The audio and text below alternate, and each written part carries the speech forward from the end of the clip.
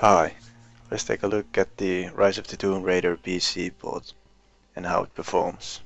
So what you see now on the screen is 1080p, very high settings, and running on 970 SLI and i7-3770K CPU.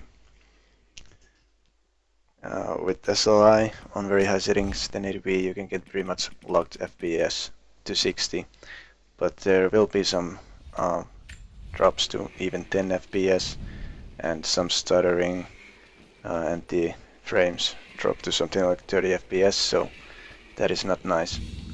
And on higher resolutions, 1440p and 4K, the SLI scaling is really bad and you won't get good frames, at least on 4K, even on lowest settings. And I don't like that at all, because the optimization in this game is nowhere near as good as it was on the last Tomb Raider game, which had pretty much perfect SLI scaling. When it comes to the settings on this game, you can of course change the presets from low, very low, medium, high, very high, and so on. And of course you can make your own custom settings and mix those up if you want.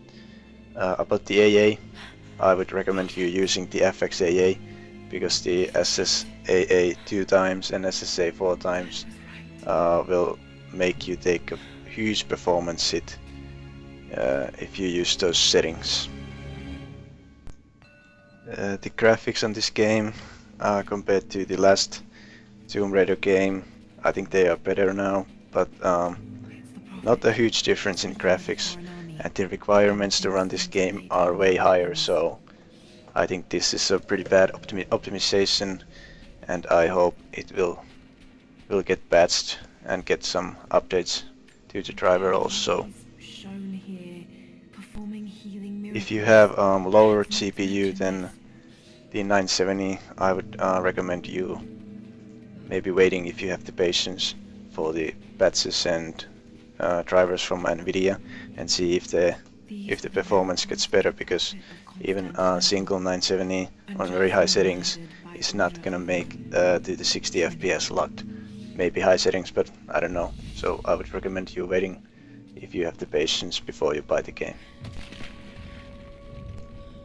A different scene here with a little bit more detail and stuff on the screen, and on 1080p, very high settings, it still is pretty good. The FPS stays high and everything is good with 1080p, at least on SLI. If only Dad could have seen this.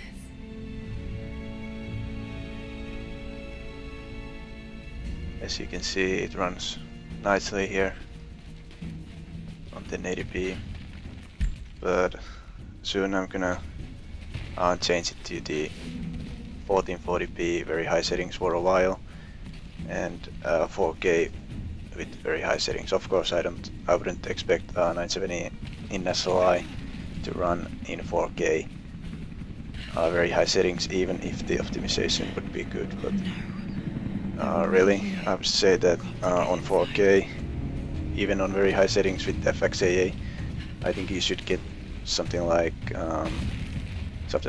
30 to 40 FPS at least on SLI, but it's not the case. You get something like maybe 10 to 20 frames per second.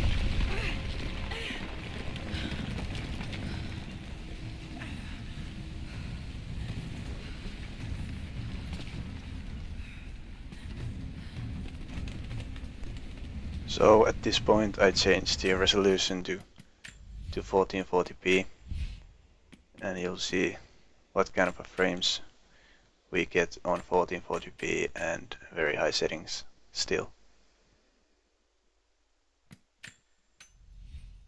I would really expect 970 in SLI, even on very high settings with FXAA, to keep the 60 FPS, but it is not the case in this game, unfortunately.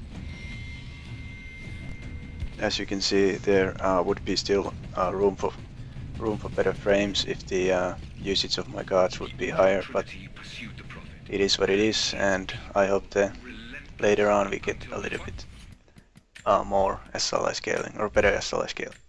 And here I'm going to show a little bit of 4K gameplay, and really the frames go so low that it's hard to even control the menus. But this is of course a 4K, this is a native 4K with very high settings, so I wouldn't really expect that to run all that good, even if the optimization would be good, but still I would expect better performance than what we see.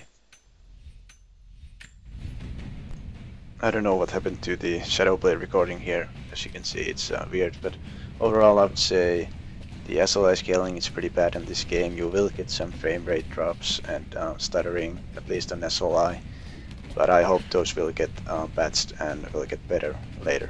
I will do a The Division beta performance test later on, so thanks for watching.